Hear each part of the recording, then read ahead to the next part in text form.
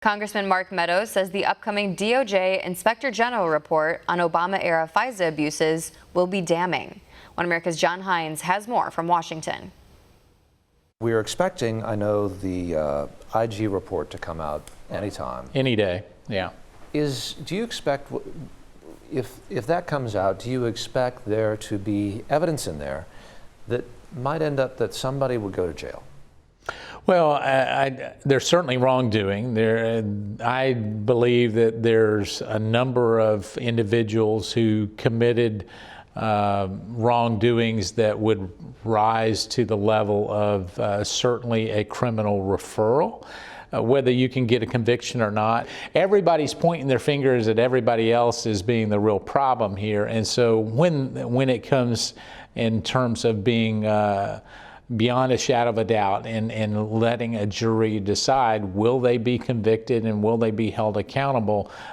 Most of your viewers, most of my constituents believe that there should be real accountability for wrongdoing. They want somebody to go to jail, I do believe. They do. I mean, they want them to go to jail, but even more importantly than that, they want the truth to be told, and that there's not two standards. One for the FBI or DOJ if they've done something wrong at the top of the FBI and DOJ. Then the IG report will have the goods to do that? I think the IG report will have enough facts to certainly do that. I'm banking on Inspector General Horowitz doing a good job. He's always been a good arbiter of finding the facts. It really depends on his narrative, on the conclusions he draws from those facts. A lot of times they're not as definitive as I would like them to be, and yet the facts will be damning, and the facts will certainly be a scathing rebuke on the way that the Department of Justice and FBI handled the FISA application. How did you know all this was going on? Because you were on this early. Yeah. What did you see, or what tipped you off that there was something going on that wasn't right, that the FISA court process was maybe corrupted or at least asymmetrical? What was it that you saw that rang your bell? Well, I started with the premise that whenever... You're not a lawyer either. No, I'm not a lawyer. No, there are times when I wish I were, but...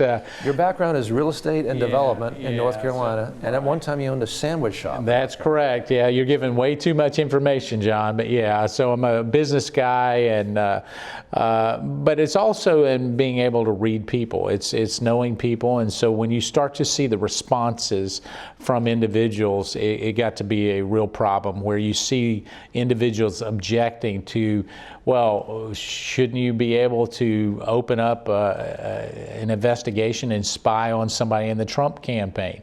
Well, my initial response is, whether it's the Trump campaign or the Hillary Clinton campaign or any other campaigns that came before, there needs to be a very, very high bar when you start to go in and investigate and surveil a campaign. So it started with more of a civil liberties protection and saying, well, gosh. Was there a moment, a particular thing you saw?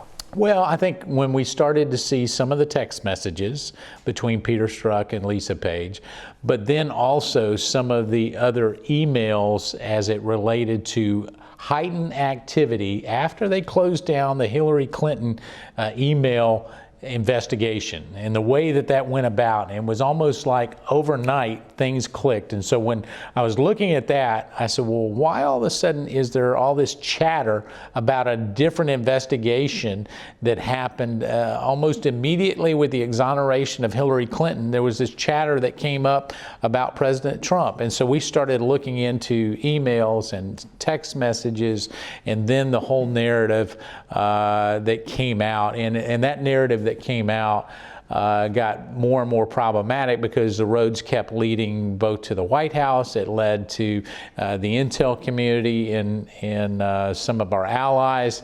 You had one of the things that prompted me on this was CIA Director Brennan briefing, back then it was Harry Reid, briefing Harry Reid in a Gang of 8 briefing in August. And I looked at that date and I said, well, why would Brennan be giving a briefing to the Gang of Eight in August when there are no members here? Well, there was only one senator that got the briefing, and then, ultimately, it changed after that.